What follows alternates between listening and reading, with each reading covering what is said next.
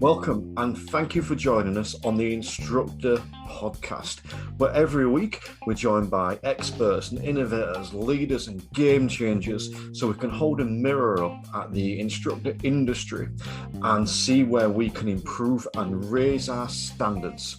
So if you're ready, we'll make a start. So thank you for joining us today on episode 6 of the Instructor podcast. We hope you're enjoying these podcasts. And if you are, make sure you click subscribe or follow wherever you're listening to us so they drop into your feed every Sunday morning. Unless you're driving, of course. If you're driving, pull up safely at the side of the road. Do that now. And then click subscribe or follow wherever you're listening. So today we are going to be joined by Mitali Deypurkaystha. And she's got some wonderful insights on her business and on what we can do to improve our business at the driving instructor industry. She talks about her past experiences and how dyspraxia hampered her learning and her test and then stopped her from driving further on. She asked a lot of questions about our industry and is surprised by some of the answers. Now, I think at times maybe I was a little harsh with some of the answers I was giving, but there's definitely a lot of truth in what I was saying. So I'll let you listen to this and make your own mind up on that.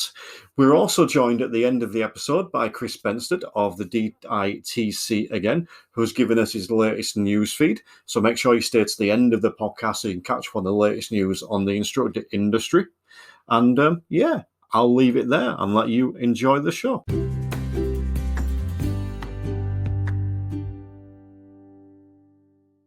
Welcome to the Driving Instructor podcast, and today we are joined by the lovely and wonderfully special Mitali Deypurkaystha. How did I do with your surname?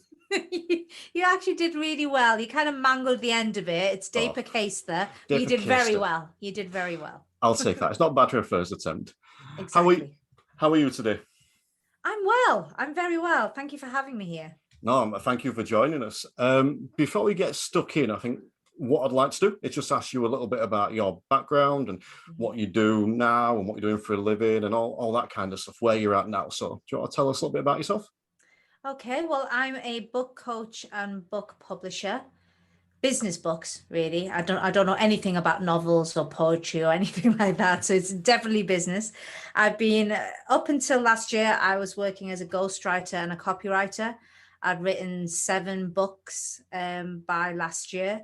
And numerous sales pages and landing pages and that kind of thing as a copywriter. And then last year I decided, I'd got writing a book down to a 6-week structure.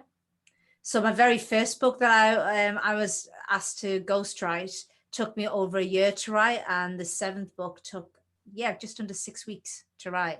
So I figured, why don't I teach this structure to other people? It just means that I can help more people that way.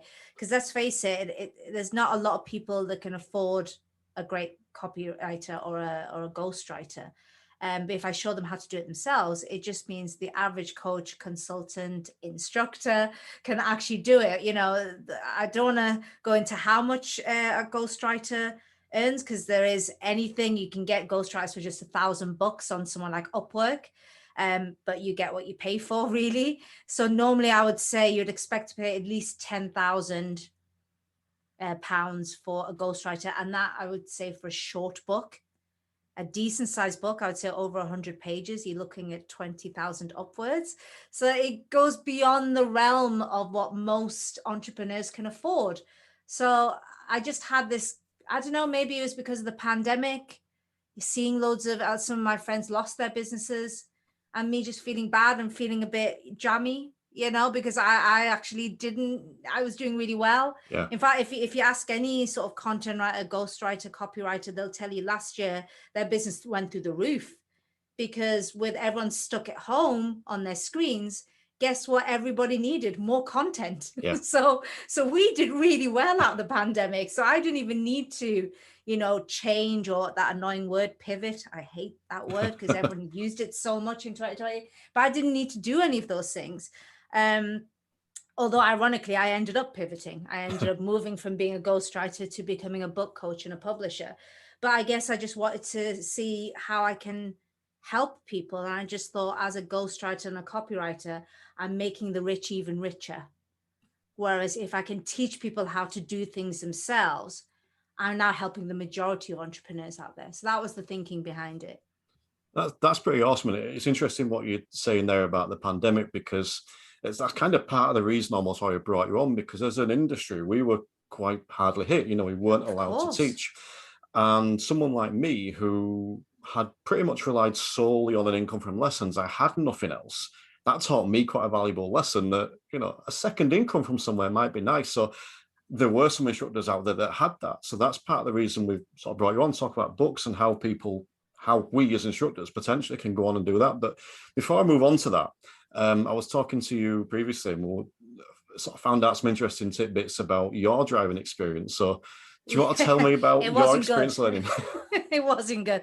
Now you have to remember my impressions of the industry. They are, gosh, I'm showing my age. We're talking over 25 years ago. So I know the industry has changed a lot since then. So, I don't want to offend any of your listeners who will be thinking, oh my God, she has a really bad, the impression is from a long time ago. So I'm in my 40s now, and I passed my test when I was 17, second time around, failed the first time. But I had two instructors. One just gave up on me, just said, and actually was so horrible to me. He said, I can't see anybody being able to help you drive. In other words, it was just your fault. You're stupid, kind of thing.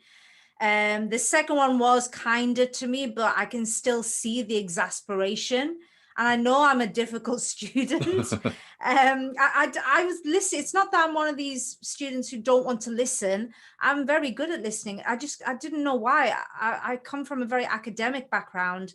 I was always a person who found exams really easy, but the practical stuff, it just didn't, it wasn't coming to me. I can hear the logic, and yet my hands and my feet were not doing what my brain is trying to tell them to do. And it was only much later. What happened was I passed the second time. And I did start driving sporadically. I never really had a car for any long periods of time, only because I ended up being in my 20s, I was a bit of a party girl. And I liked living in city centers because you can just literally leave your apartment and there it was, all the bars and clubs and restaurants you could ever want. So you don't really need a car, So I would have a car sporadically here and there, maybe for a year here, and then I'd get rid of it. And then maybe 3 years later, I had another car for another year, that kind of thing. Never really had a car for much. But in the few years that I did have a car, managed to write off 3 cars. And I actually cannot remember how many fender benders I've had. At one stage, my insurance was more expensive than my car. It was that bad. And then I written off my final car when I just thought, this is just stupid. I obviously just can't drive. And then in a completely unrelated thing, I was visiting the doctor, and he just noticed something as I was trying to move around the side of his table to sit down where the patient sits. And I just knocked my hip. And he just said, do you do that often? And I went, yeah, I've always got scrapes on my hips and on my shoulders. I always misjudge doorways and stuff like that. And he said, can I just do some tests on you? And I did the tests, and, a week or so later, it came back that I have moderate dyspraxia, which had remained undiagnosed up until that point, which now made sense why I was crashing so many cars. And it does beg the question, why on earth was I even given a license the second time? I shouldn't have even been given a license back then, really. It must have been a really sympathetic examiner, I have to assume. But as soon as I heard that was it. As far as I was concerned, that terrified me. Not so much for me, but I just thought, I don't think I can live with myself if I accidentally kill someone on the road. Yeah. So with that knowledge, I took myself off the road. And because of the experiences that I had when I was younger, I didn't even look into, well, maybe I should try and learn again. But actually now the instructor would know that I have dyspraxia, which is silly because things have moved on. I mean, I just look at schools now. And when I was growing up, I'm an 80s kid. And when I was growing up, kids that we now know, we would call them dyslexic. They're not stupid, they're dyslexic, and they can be incredibly bright. But in the 80s, you were just stupid if you didn't pick things up. You were put in the low section. You had the bright kids on one side of the class, and you had the people who weren't so bright on the other side of the class. And that's how it was. And I've seen how schools have changed completely now, and teachers are much more aware of all the different kinds of learning disabilities. So I would have to assume, you tell me here, Terry, but I have to assume that the driving world is also, come of age and no longer, you're just stupid. It's not that. They're very aware of all the different disabilities that people have, and they will cater to those disabilities. One of the reasons behind this podcast is because we haven't largely as an industry. Yeah. Again, there will be people disagree with this. I appreciate that, but largely I don't believe we haven't. And I speak from experience because I've been doing this about 5 years now. And I would probably say the first 2.5, I was rooted back in that 80s mindset, in the way that partly I was trained, but partly in how I saw other instructors do it, and partly the conversations that happen at test centers, and partly the conversations that happen in Facebook groups. And there is a large, I don't know, in my opinion, majority of people within our industry that, why should we change? This is the way we've always done it. And this is genuinely part of the reason for the podcast. It's the tagline is Instructor Health, Self and Wealth. So it's looking to develop that and improve not just instructors so that we're better on the roads, but instructors so that we have better lives as self. And it's taken me a couple of years to make any adjustment to what I'm doing.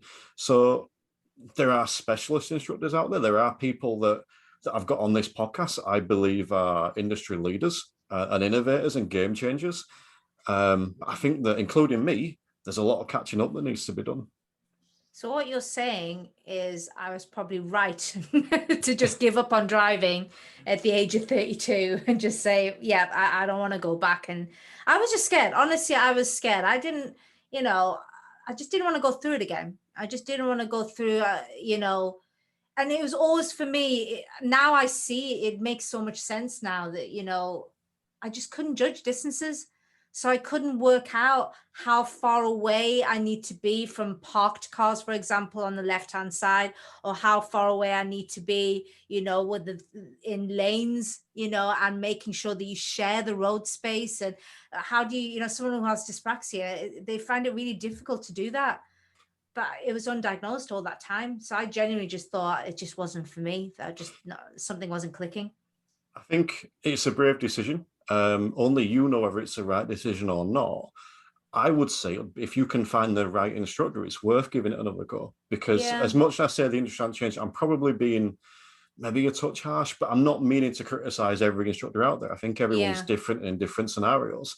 But there will be people that I believe that could help you learn to drive. But again, at the end of the day, only you can make that decision. So if you don't feel like could be safe on the road, then that's probably a wise decision. But I also think if you could find the right person for you, they may be able to help you with those problems specifically.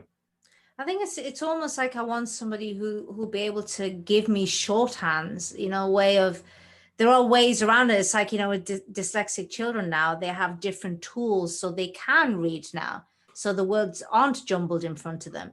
I don't know if that is possible, but, an instructor who can just give me shorthands, this is, I remember my second instructor trying to get me to do, the 3-point turn. And the only way he was able to successfully get me to do it was to, you lock the wheel, but then he gave me a point that I need to look at over my shoulder. And as soon as I can see the back of the car hit that bit, then I can let go of the lock. And then that doesn't involve me thinking too much about distance, which is what I couldn't do anyway. So maybe somebody who understands that and is able to give me shorthands, but it's still, it makes me nervous. There's ways around that, and a lot of it now, and I think this is where the industry is starting to change, that rather than telling you those reference points you mentioned, we let you find them. So rather than, for example, you're doing that 3-point turn, rather than me say, oh, when that gets to there, you do this, you'll get to that point and I'll ask you, okay, where's the curb now? So it is making you think about it, but it's giving you a sort of definitive thing to look for. Yeah, true. You find it, and then you've found it, and then hopefully there's develops an understanding as well that then can be applied to other things. But yeah, I'm just going to touch back on what I was saying before. The industry has moved on, but a large part of it is left behind, and that's what, part of what I'm speaking to you about today, to look for Yeah. different ways that we can help instructors. So just speaking about going on to the books for a second. In fact, just before we do that, actually, you mentioned about entrepreneurs before. I'd be interested to get your thoughts on this. Driving instructors. So like an independent, small, local driving instructor, such as myself or anyone in this shoes. Entrepreneur or small business owner? Oh gosh. I would say it depends on the personality. It depends on what that person is doing. For me, I would say some people disagree with me here, but the distinction I make in my head when it comes to, business owner, small business owner, or entrepreneur is a small business owner really has given themselves a job. So really they're not doing anything different than being employed by somebody. The only difference really is they have to fill in these annoying tax forms at the end of the year, but they are trading time for money. And that is the same whether you're an employee or whether you own a business.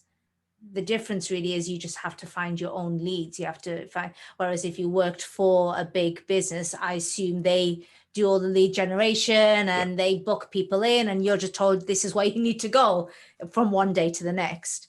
For me, an entrepreneur is somebody who thinks in terms of creating assets, so they start thinking, and I don't know, you tell me if this has happened in the driving industry, but last year I'm sure was a terrible year for most driving instructors because they kind of had to just stop doing all of them.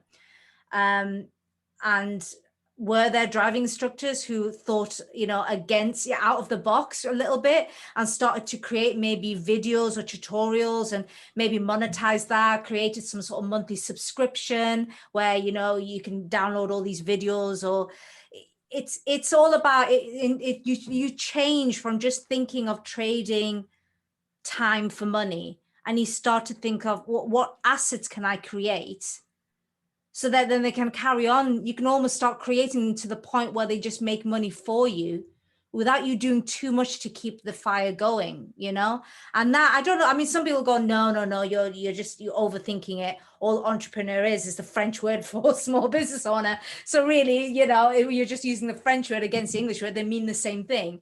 But in my head, that's how I've always said an entrepreneur is somebody who really is thinking constantly about growing their business, taking things to the next level, whereas a small business owner they hit a certain level of income and that's what they do. And like I said, they've kind of given themselves a job, which there's nothing wrong with it. Some people are happy with that, and that's absolutely great. But they don't either they don't have the wish to grow any bigger, or they don't know how to go. They've never learned the art of entrepreneurship. So all they've ever known is you get paid for the amount of time you put in. So if I do 50 hours of driving instruction last week, this is how much I'm going to get paid. And that's it. They don't think in terms of, but what if I can create a second or a third income stream that's maybe more automated or even passive that can supplement that? They're not thinking in terms like that way. Maybe because they've never learned to think like that. It's a really interesting take on it. And you asked about instructors thinking outside the box. And I am massively reluctant to use myself as a positive example here, so I'll use a different one. But yes, there were instructors that started their own subscription services for other instructors to come and learn training from them. Yeah. There were instructors doing Zoom driving lessons, like on the cockpit drill. There were people doing theory test trainings.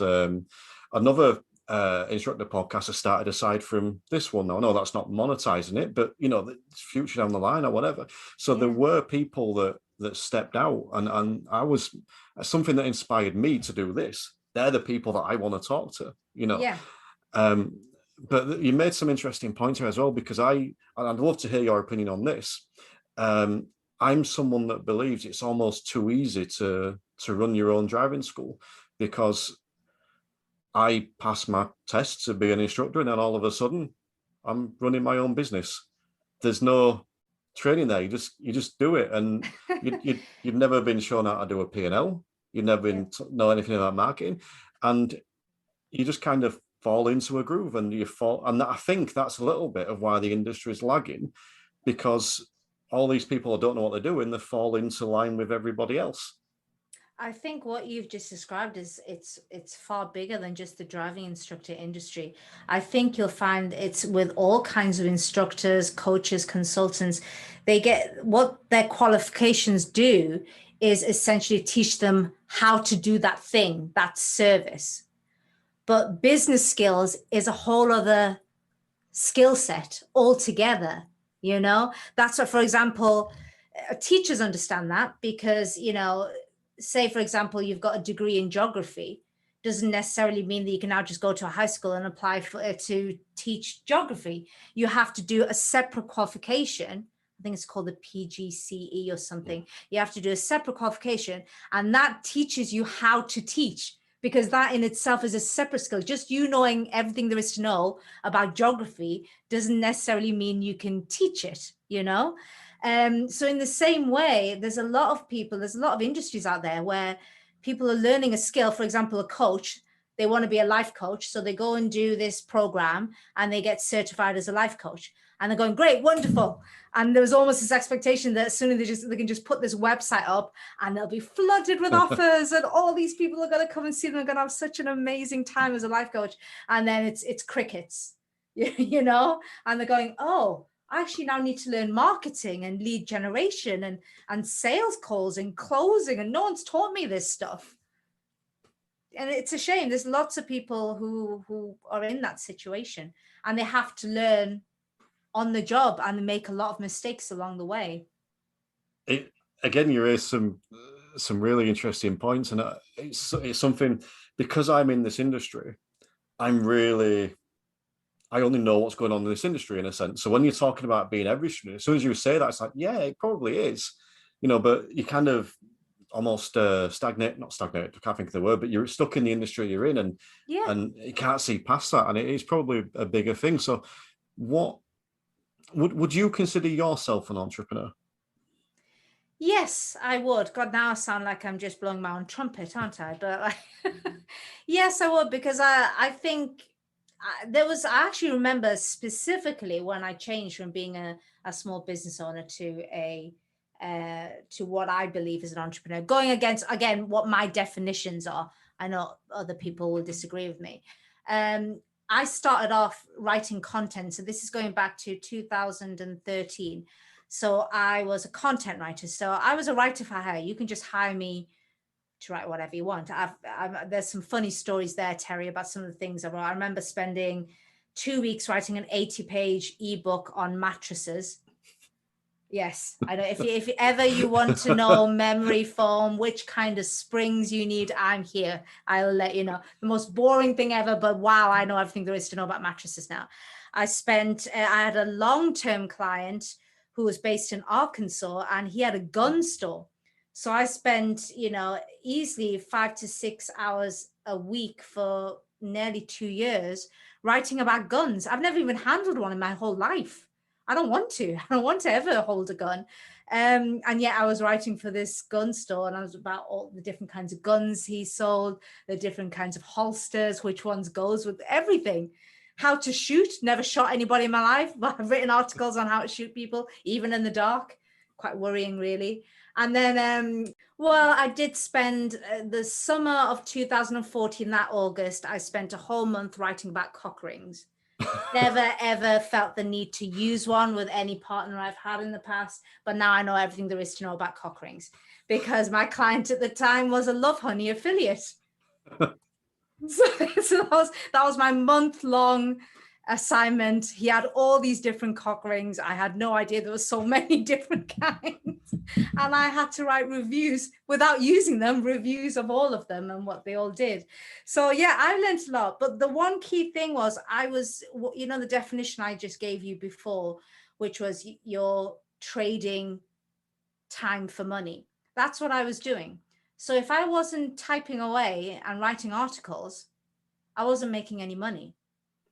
But at the time I had no idea. I was just happy. I was happy that I could open my laptop with Jeremy Kyle on in the background right away, and I was making money, and I was watching smugly, I have to admit, watching my neighbors getting out in the rain and huddling at bus stops and, shivering away trying to get to work. I thought I'd made it just because I can sit in my onesie and I can type away and make money. So I was very happy with my life. I didn't know any different. And then it was meeting an entrepreneur called Jo Barnes. She actually flew me. I went to live in Thailand for a while, and she flew me out because she wanted me to work with her, building her business. And under her, that's when I learned the art of being an entrepreneur. And that's when I can see that she wasn't thinking in terms of do work, get paid, do work, then get paid, do work. She was thinking in terms of how do I do this so well that I can do the work once or maybe twice, and then it starts ticking over by itself. So her brain was completely programmed into thinking of digital assets. And that blew my mind. I didn't even know what that was. And I thought, oh my God. So then when I moved back to the UK, also under tutelage, I learned copywriting, which I realized was far more lucrative than content writing. Copywriters get paid more because you're writing copy that directly leads to sales. So you have to be really good. Whereas content, it all leads to sales. That's the whole point of marketing, but it's more indirect. People are just reading information and they may or may not at some point become a customer of yours. Whereas a copywriter is writing landing pages, sales pages, things that make people click the buy button and spend money.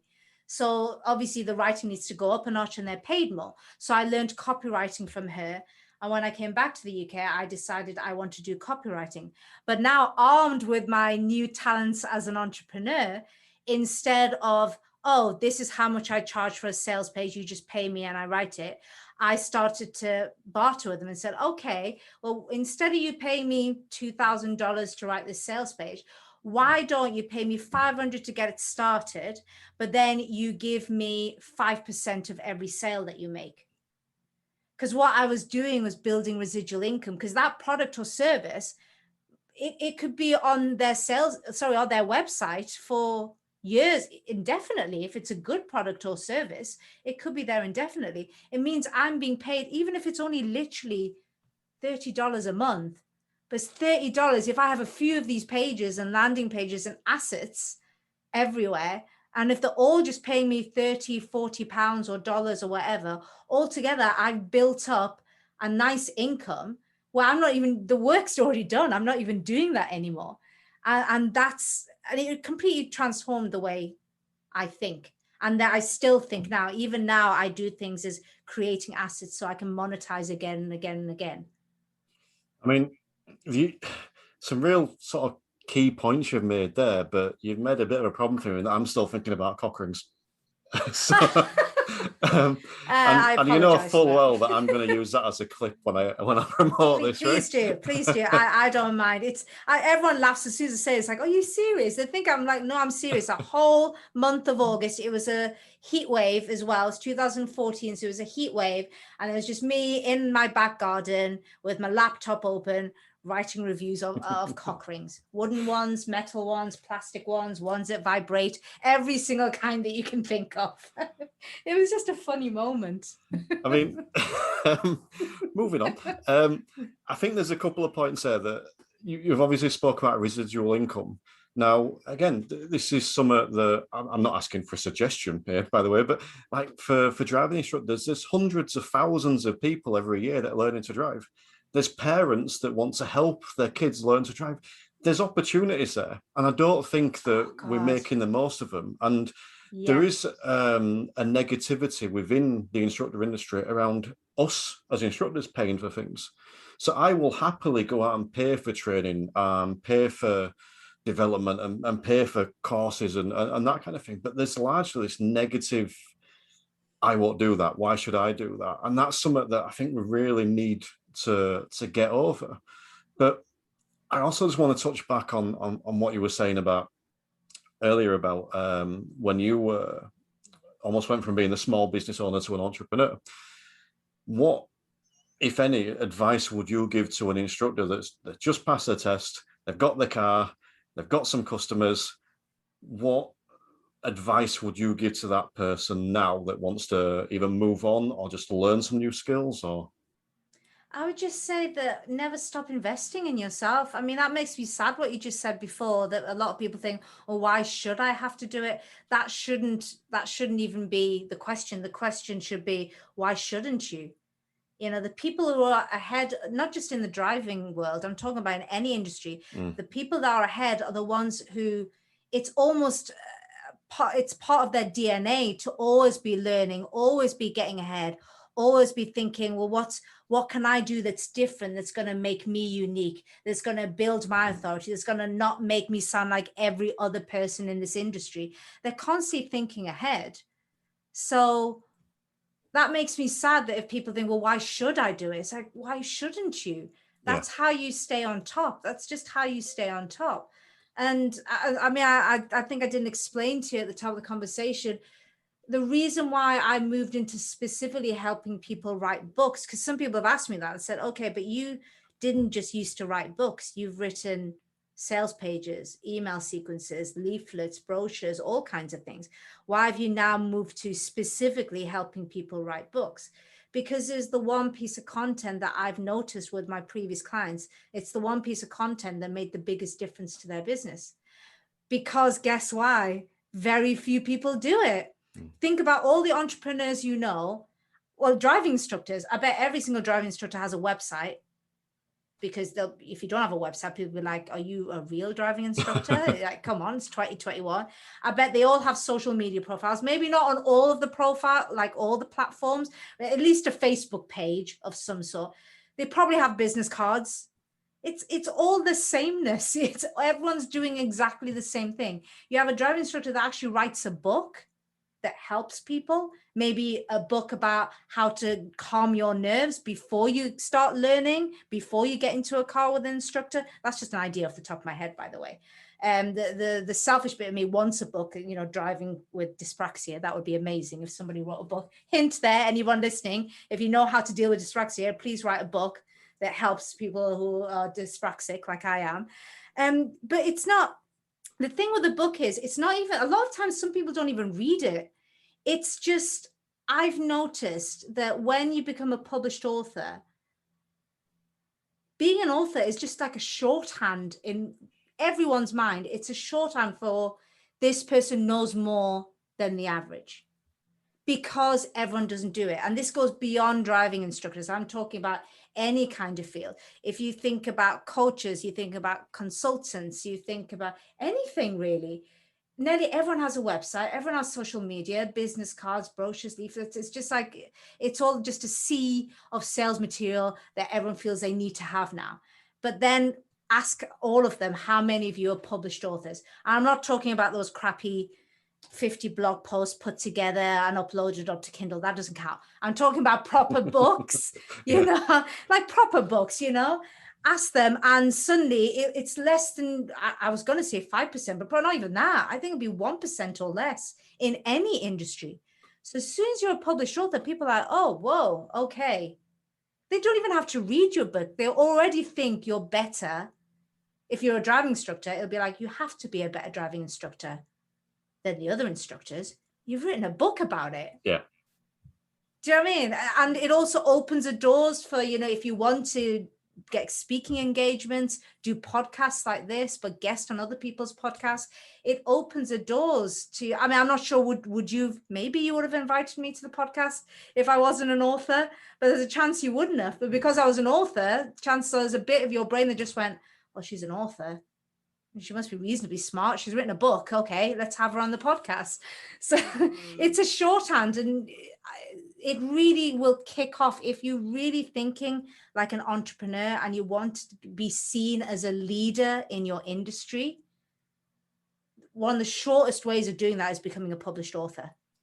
Well, I mean, it was definitely an element of why I invited you on, because yeah, it's one thing getting someone on to talk about writing a book, but getting someone to talk about writing a book that's written a book that's published, that I believe is actually a bestseller. It was in 4 countries. I can't believe it. There you I go. was aiming for UK and USA. I don't know how I managed to get Canada and Australia. I must have a few friends there. They just told everybody they know, you know. I don't know that many people in those 2 countries. But yeah, it did better than I could have imagined. Well, you convinced me because I'm working my way through it. But Yes. and to be fair, you know, I'm not going to leave the review for now because I'm only about halfway through it. But I'm enjoying it so far, and it's definitely perked some interest from me going forward. But it's called the Freedom Master Plan. Yeah. And basically, if I'm really dumbing it down, it's how to write a book, essentially. I would say it's less about how to write a book. It's more about what you can do with a book. Right. And that's why I called it the Freedom Master Plan. It was our mutual friend Dino who actually came up with the word freedom. And, you know, we were brainstorming the main issues that most small business owners, entrepreneurs, whatever you want to call them, have. And the thing is, a lot of people set up their own business, whether that's, you know, it doesn't matter whether it's driving instruction or something else.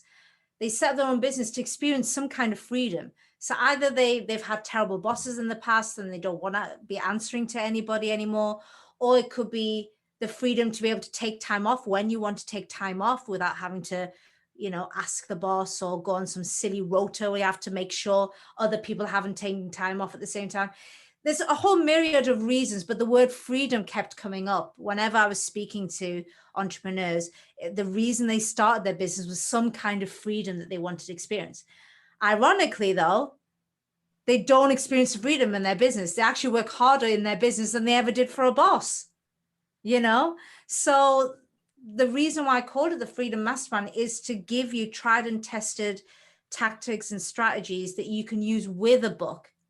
So there is a bonus chapter where I do go into how to write these business books, but the main crux of the book is I followed 7 of my previous clients and I recorded every single thing they did with their book, because that's where the key is. There's some people who unfortunately think they can just upload a book on Amazon and suddenly they turn to a millionaire, and I don't have the heart to tell them that's not how the world works. Most people don't even make the money back from book sales itself. They don't make the money back that it costs them to publish the book in the first place, you know. That's not where the money is. It's the fact that you've now have this elevated authority. I've already had 5 new students from my book.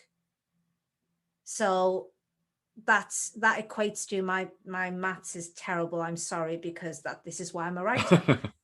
So that equates to about £36,000 in revenue. The book cost me a few thousand to publish, so it's already paid for, basically. Yeah. But regarding the sales, I don't even know. I haven't even logged into my Amazon account to see how much money I've made. I think I made a few $100s. I don't really care, Terry. I don't care. That's not why I wrote the book, to make sales. It's to leverage it and to get it out there. But some people, I've kept getting the question, but what do you mean by leverage? Like, how, when you say leverage the book, that sounds really nice, but how do you leverage the book? And that's what the Freedom Master Plan is, right? It's nearly 30 different tips and strategies and tactics that my previous clients have used to leverage their books, so they get high paying clients, so they even get paid for speaking gigs, and they're able to build second and third passive incomes, you know, creating courses online that people pay a subscription for and they base it on the book. There's so many different ideas. That's what my book is all about, because what I want is anybody who is thinking of writing a book, I want them to be armed with the best strategies of what they're going to do with the book once it's published. Because I meet so many people who've written a book and then they've published it, and now they're thinking, what am I meant to do with it? I'm just thinking, you're doing things the wrong way around. You've written the book and now you're trying to see if you can make it work for your business. Yeah. Surely it's easier if you can see the end game first, and hopefully the Freedom Master Plan, that's what it will do. You can read the book, you can cherry pick the strategies that you think will fit your business and fit your personality. And now you can start writing a book, knowing what you're going to do with it once it arrives, as opposed to doing what a lot of people do is I write a book and then they're going, what do I do with it? Yeah. And they're stuck, you know? I mean, would you say some of the things you talk about in the book are transferable to other things, or not specifically for books? So if someone had, I don't know, a YouTube channel or a blog or podcast or anything, by reading the book, are they going to pick up tips on how they could promote or utilize that as well, or would it solely be for books?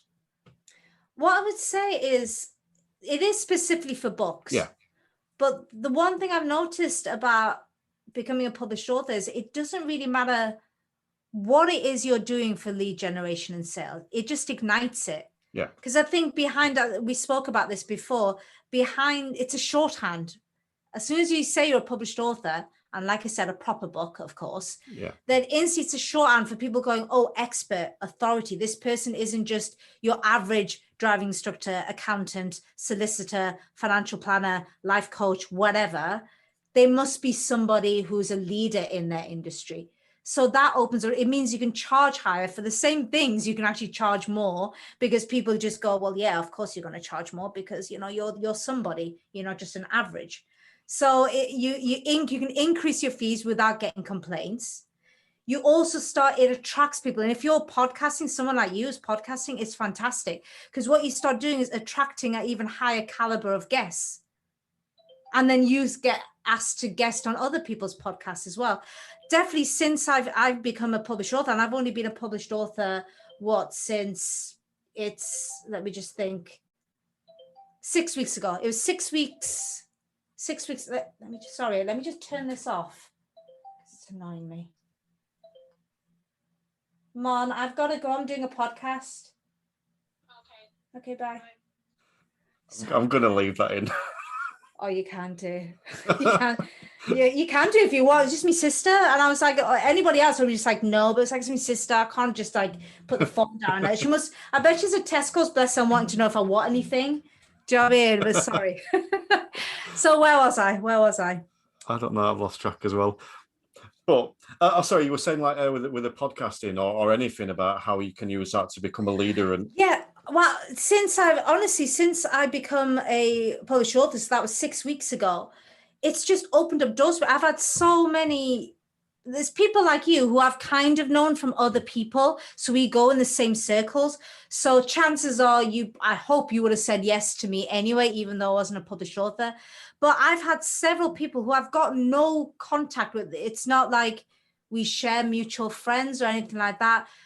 But because I'm a published author, you know, I've just approached them. I've emailed them and said, hey, you know, I've been listening to your show. I think it's great. I'd love to be a guest on your show. I've recently become a published author. Here's a link on Amazon. It became a bestseller in 4 different countries. 2 days later, email, yep, sure, book yourself in. Not a problem. Would they be as open if it was just like, hey, it's just Mitali, I want to just talk about writing books? Probably be like, yeah, maybe next year. Do you know what I mean? It really does. It's I'm telling you, books are a shorthand for authority. People instantly go, oh, wow, you actually took the time and the effort to write a book about something. Yeah, sure. So can the book be used? I think what your question was, the actual marketing strategies in there, can they be? No, they are very specifically book related, things to do with the book. So no, from that point of view. But I know, in fact, one of my clients did do that. She started a very successful podcast off the back of becoming a published author. And she just had a ton of amazing guests who wanted to be on a show because she was a published author.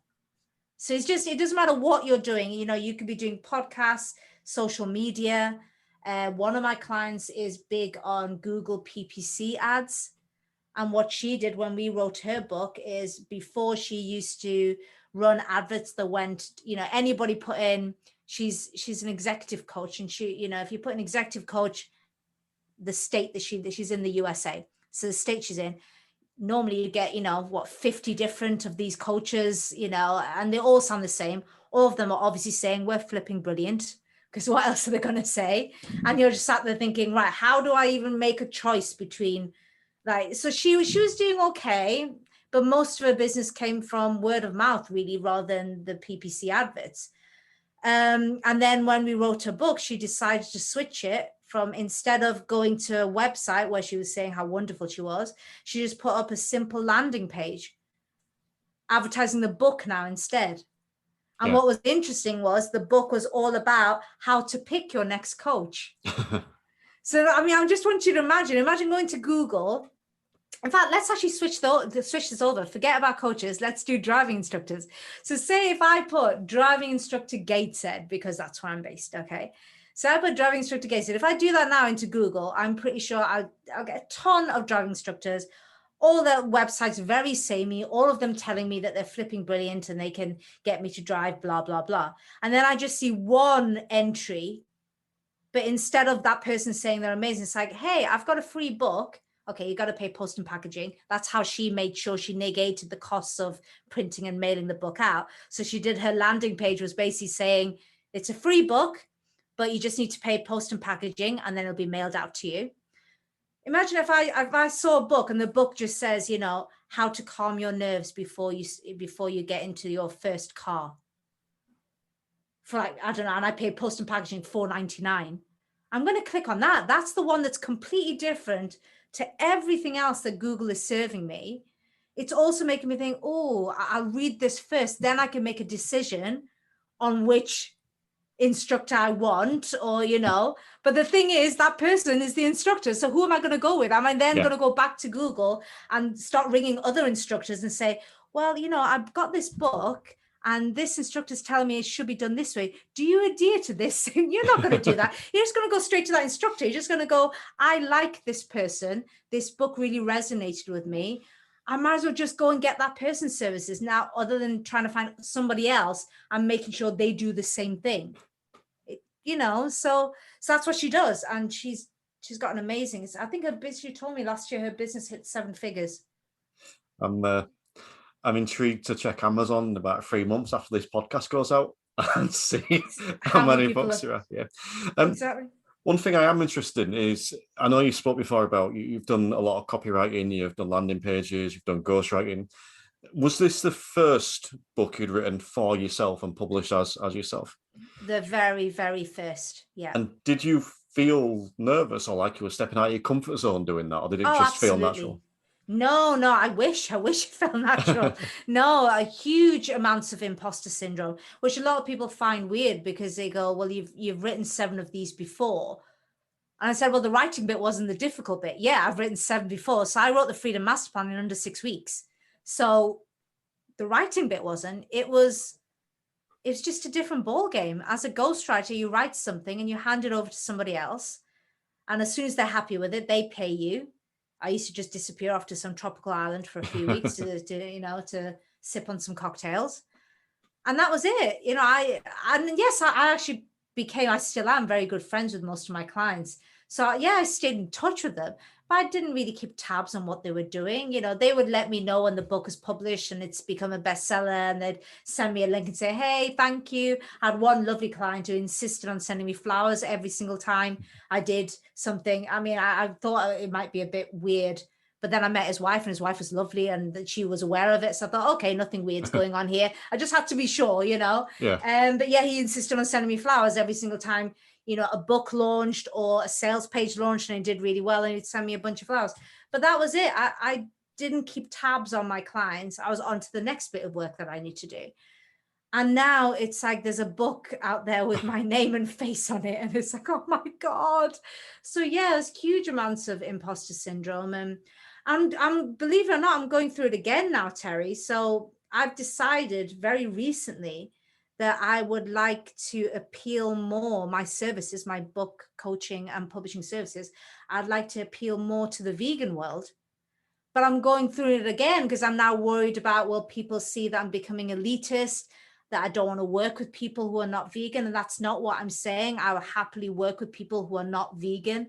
I mean, okay, if you're a trophy hunter, no, not working with you. Yeah. You know, if you're one of these evil people who actually set out to hurt animals, then no, I'm not going to work with you. Of course I'm not. But, your average meat eater, of course I'm going to work with them, but I do want to appeal more to vegans because I've been, I've had a plant-based diet since 2012, 2013, and it's always been something separate. It's like part of my personal life, and my business is over here, and the two never would meet, I thought. But now there's something in me that's saying I need to bring these two strands together. It's what will make me happy. So I want to start appealing more to vegan entrepreneurs and business leaders. But then I'm worried that there may be a backlash, because obviously it involves putting the V sign on my website and being more vocal about the fact that I want to work with vegan business leaders. And then, so I'm going through it all over again. Through it never leaves. There's always another challenge, and then I get imposter syndrome all over again. As a fellow vegan, I think that's a smashing idea. But I'm sure, I thought you would think it was a great idea. I knew I was going to get no backlash from you whatsoever. I was aware of that. Just touching on that imposter syndrome then, because I know that's something I've dealt with in the past, even just releasing this podcast. It's like, who am I to release this podcast? Why should I be the one doing it? How did you deal with that? Did you have any specific methods, or was it just plowing through? Oh, wow. I wish there were specific methods. It's one of those things that I've realized is it's like, I remember someone telling me, you get these people who just plan, and they're not planning for any real reason. They're just planning to stop them from doing. It's like the child who spends an hour creating a beautiful revision plan that's color coded and everything. And you're going, yeah, you could have done that in 10 minutes and you could have started revising now, but you're just putting off the revising because you're finding revising boring. You don't do that. Well, we're all guilty of doing that. We're all guilty of doing these little things to make ourselves feel like we're actually getting closer to a goal, but we're not. We're just actually putting off doing the work. And I was told the best way to get over planning is just to start doing, and it's the same thing with imposter syndrome. I wish I can give you like some sort of do this and then it will completely magically go away. I don't think it ever goes away. I think all you can do to temper it is just keep doing it. And I just told everybody that this book is coming out. It's launching on March the 19th. And it got to a stage where I couldn't back out of it. I just told too many people. So that's what all it was. It was like, on the one hand, I had my imposter syndrome. On the other hand, I had my pride because I told all these people. And basically the imposter syndrome failed because I told so many people I was doing this. I could not do it now. Well, you actually helped me overcome my imposter syndrome for the podcast thing, because I'd been debating it for about 17 years. But no, I've been debating it for quite a while. And I was getting that closer and closer, and I'd seen you had put up a Facebook post about how you want to inspire more podcasts.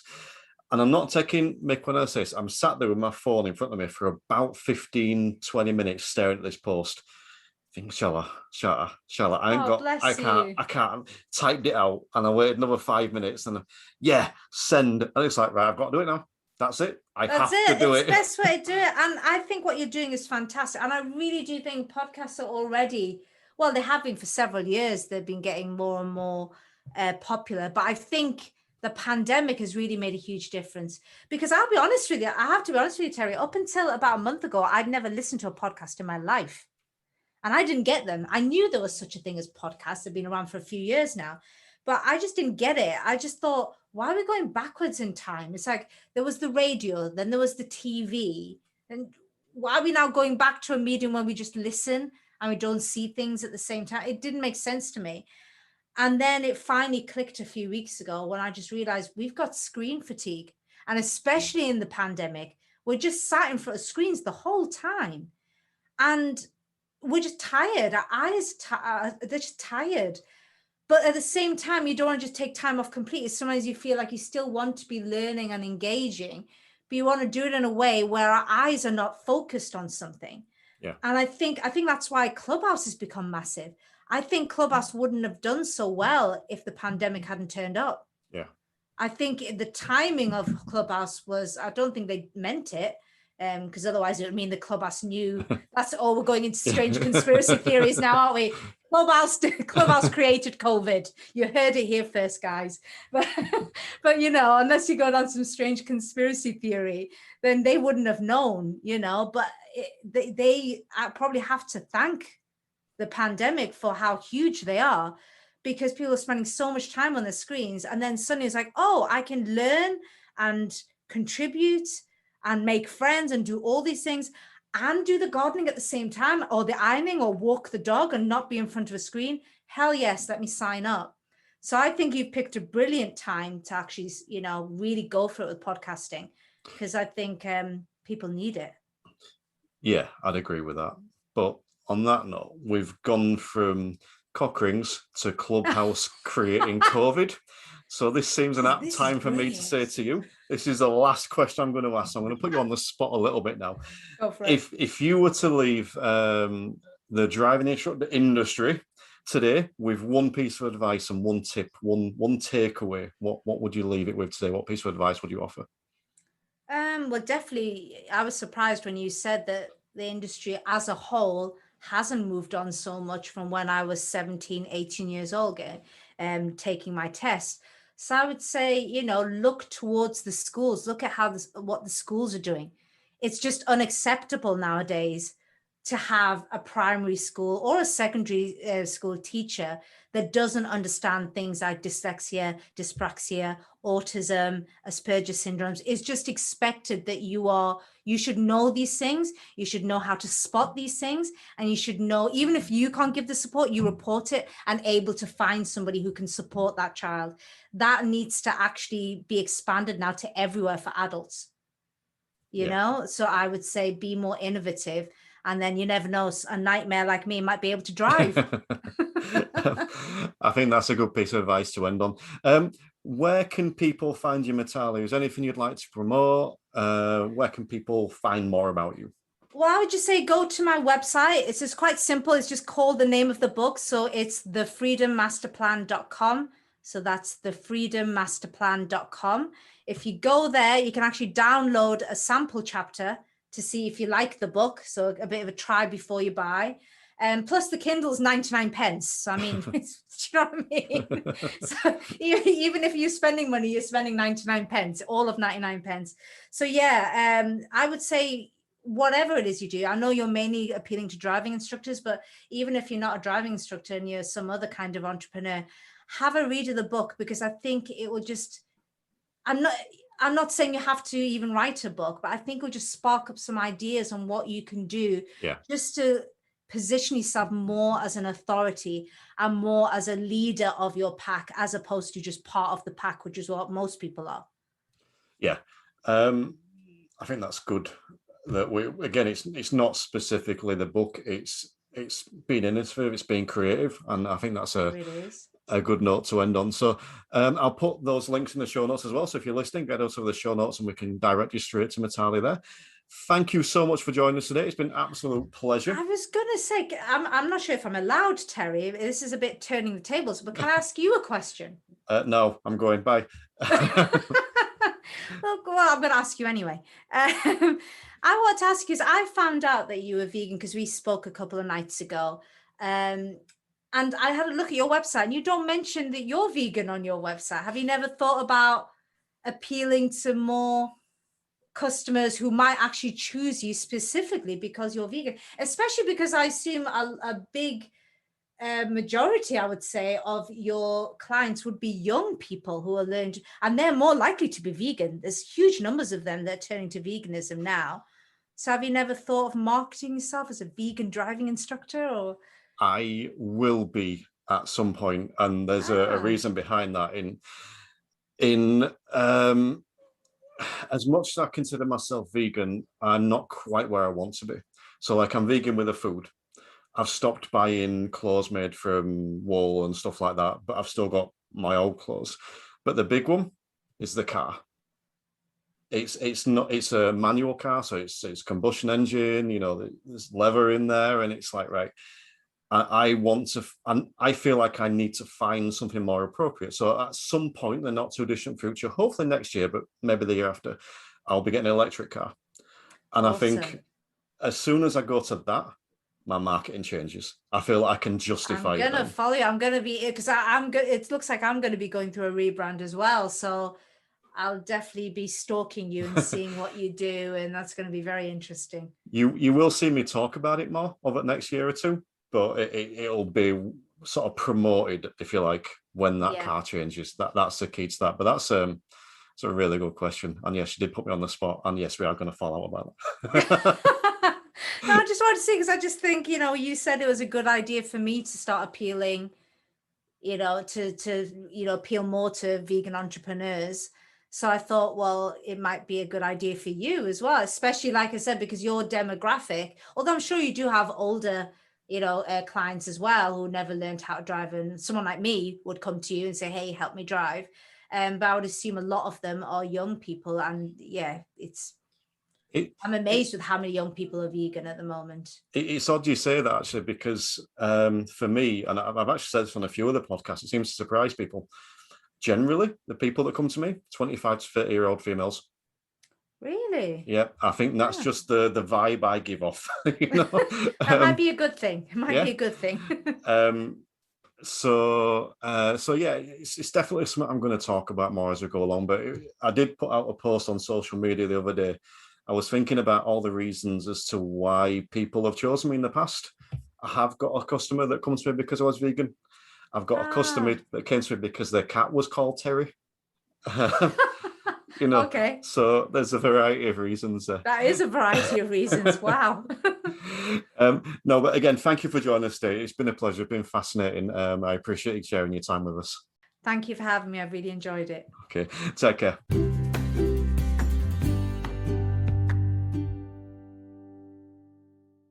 So again, a big thank you to Mitali there for joining us, and that was really interesting discussion for me. And it went in some places I didn't necessarily expect it to go. And I thought some of the thoughts Mitali was providing were really thought provoking, particularly the one about, as instructors, sort of relying on one income. And that applies to anyone, I suppose, not just driving instructors, but relying on one income source. And then when that income source is stopped and halted, what do we do then? And that's a position I was in, and I'm still largely in now. So that's something we could definitely be thinking about. As for her sort of specific point about more books are in the industry, there's definitely a place for it. I'm on with it now. I've got a couple on the go. I hope some of you guys are too. There's no reason we can't be putting more information out there. There's no reason why, as instructors, we can't be writing books for the public. Will they all read them? No, of course they won't.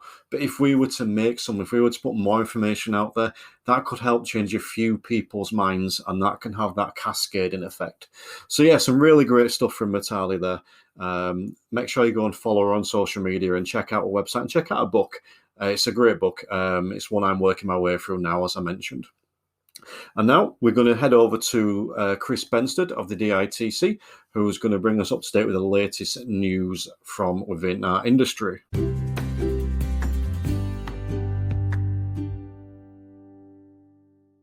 Hi, this is Chris Benstead from the Driving Instructor and Trainers Collective, the DITC, bringing you industry updates on behalf of the Instructor podcast. Terry's kindly asked us to try and keep you guys up to date with some interesting changes that happen during the week and things that you can go away, have a look at, and maybe bring into your training or consider. This week, we've got a raft of really interesting articles that have all been brought together as part of the Young Driver Focus 2021, which is a real shame to have a lovely report like this with lots of information in it, because it's another effect of COVID that the Young Driver Focus conference this year isn't going to be happening. So they've postponed until next year, and they're going to pick things up again then. But this year they didn't want to leave us wanting, and they have put together a report with some really interesting articles. So recommend you have a look. I'm sure Terry will provide everybody with the link, and it's out there to be consumed. But let's have a look through and see whether we can pick out a few bits that might be of interest. And I know everyone is really busy, so having it in an audio format might be quite useful to you, unless you can find a little bit of time in your day, which from all of my instructors and the other instructors that I speak to, there's not a lot of it at the moment. People are keeping busy. So the DFT have got the first of the reports inside of here, which are looking at Driver 2020.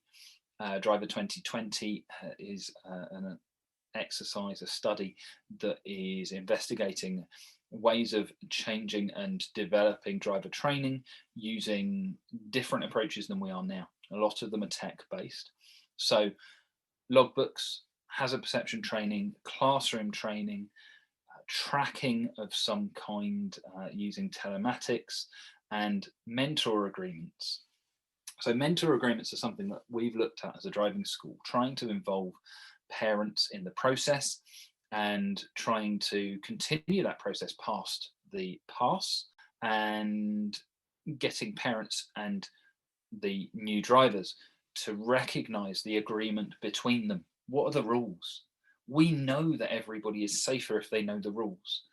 So the same goes on after the test. The same goes on in any relationship. If you know what the rules are, you can better perform inside of those and you can avoid breaking them.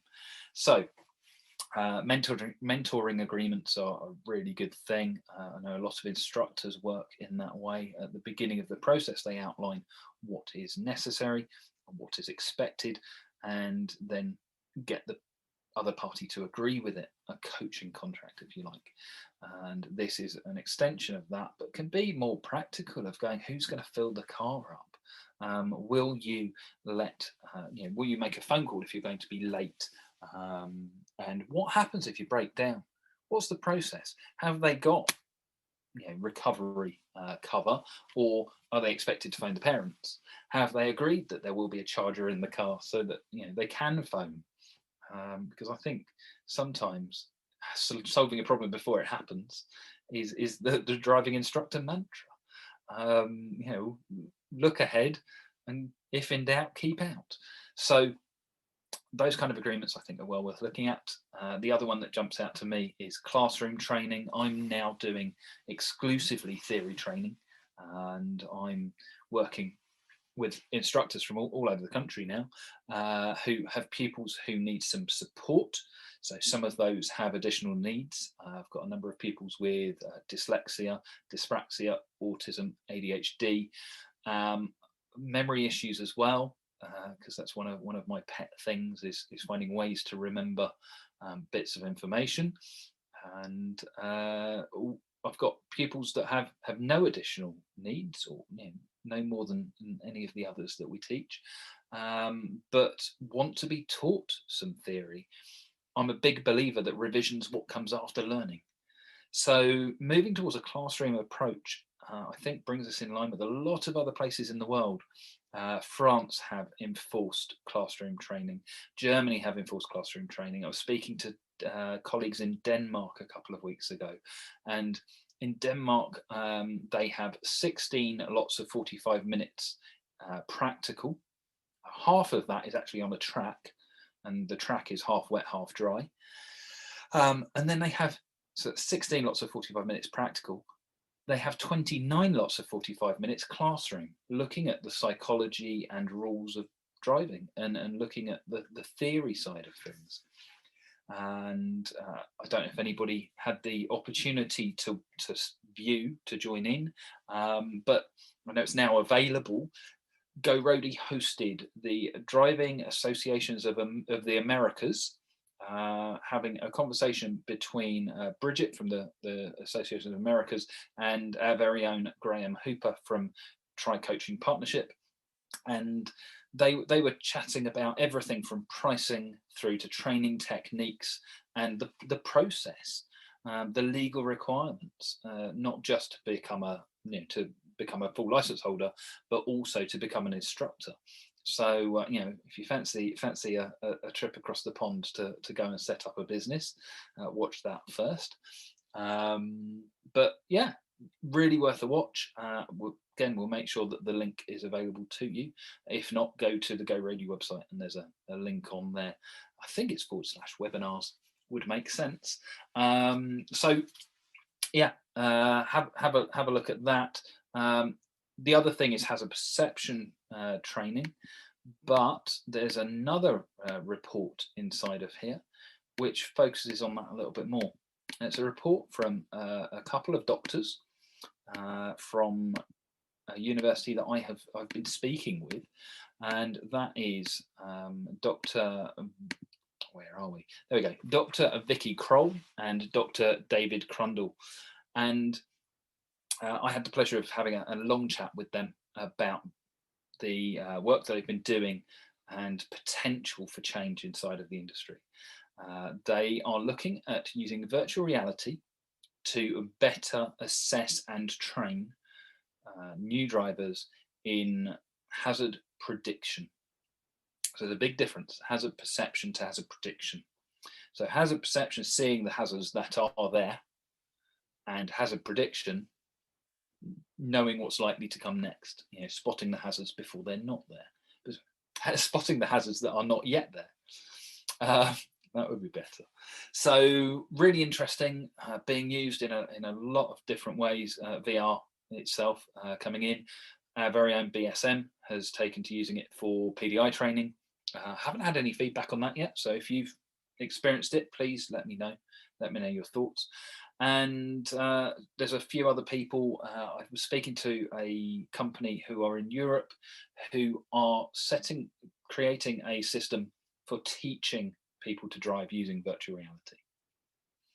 I'll pause for a second while that sinks in and people groan or growl or sound concerned. So yes, teaching people to drive using virtual reality, which to start with, I was thinking it's not going to happen. By the end of the conversation, really interesting stuff. I think there is a danger that it could affect us. There's always going to be a place for practical until cars are fully automated.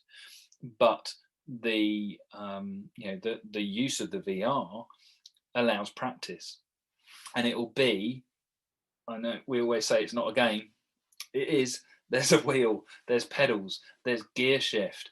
It will be a setup that allows all of that, and potentially, as an instructor, you can drop into the seat next to them and give them a lesson.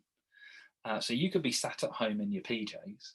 They could be sat at home in theirs, and then headset goes on. You appear in the car, possibly with a novelty skin, and teaching via virtual reality. I don't think we're a million miles away from it. I think there is a future of these things coming into play. I don't think it's necessarily going to be mainstream, but I think there's going to be some benefits. Now, one of the biggest benefits is the opportunity to train situations that you won't come across, don't come across, or are potentially dangerous, and allowing them to have a go and then replay it and try it again. And isn't that kind of what experience-based training is all about? That we know that about 100 hours of experience is what's needed to create a safe driver. All the studies seem to point to around that 100-hour figure. It doesn't matter which country you look at. And that 100-hour figure is about getting experience. It's the older you get, and separately, the more experience you get. So by allowing them to get that experience, by allowing them to go through different scenarios and situations that might not be local to them or familiar to them, that's going to establish some real changes. So there is a chance of some developments coming through in the future, people taking this seriously. Maybe the theory test will become partly virtual reality. I would like to see it asking questions that are relevant in the situation. So this would be a good way for that to happen. I'm finding a lot of pupils struggle to convert that written question into a something that they can visualize, that they can understand. The one that keeps coming up this week, turning right across the dual carriageway, about whether or not, if the central reservation isn't wide enough for your vehicle.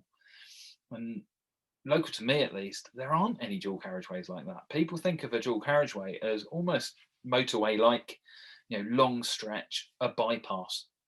So long stretch with a barrier in the middle. And there's no gaps in that barrier.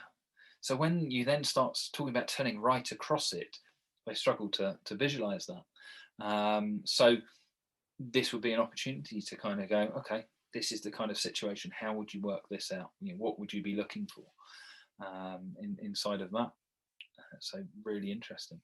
And I know that First Car and Leicestershire Fire and Rescue Service have a £500,000 product, which is ICE. It's the ICE Hub, and ICE is immersive community education. And they're looking at building up a library, a catalogue of useful resources that you will be able to get access to, and that will use 360-degree filming technology to give you different ways to look at things. They're looking at cyclists already. I know the same's been done by the British Horse Foundation on horses and their safety on the road. So, it is there. It's coming through. How well it gets taken up, maybe that's down to us. Maybe we need to think outside of the car a little bit more, especially with what we've seen from COVID risk. That virtual reality could have been a really useful thing if it was about at the beginning of the pandemic. So they're the things that have jumped out at me. They're the ones that appeared of particular interest. I know there's a lot more in there. I've just got to find more time to sit down and work my way through. I recommend you have a look if you can, and try and find something. I'd love to hear from you, for you to point out what was of interest, whether there's anything that I've missed that would be worth having a look at. I'm hoping to get to the Young Driver Focus 2022 next year. Hopefully everything will be some kind of normal, whatever that's going to be, and maybe see you guys there. It would be great to have more and more instructors going along to events like this that do directly affect what we do, but don't necessarily engage with us. So maybe this is an opportunity for us to do so. So thank you very much, and I look forward to speaking to you next week. The links will be in the notes.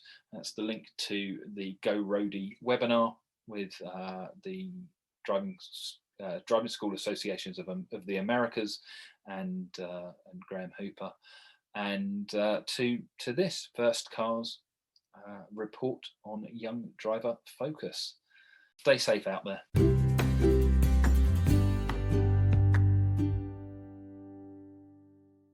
So thanks there for Chris for bringing us up to date with the latest news within the industry. As you mentioned, I'll be putting the links for those posts in the show notes, so you can go straight over and get direct access to them. I'll also be putting links for the DITC, where you can go and check that out as well. And I strongly advise you have a look, and I strongly advise you sign up. It's a great idea, and they've got some great benefits as well. And Chris will be back next week, or at least someone from the DITC will be back next week to bring us another update. So thank you for listening today. If you've enjoyed this podcast, make sure you click subscribe wherever you're listening, so that the next one will drop straight into your podcast feed. If you want to get in touch with the show, head over to tcdrive.co.uk. You can get in touch with me by any method over there. And remember, let's just keep raising standards and stay safe.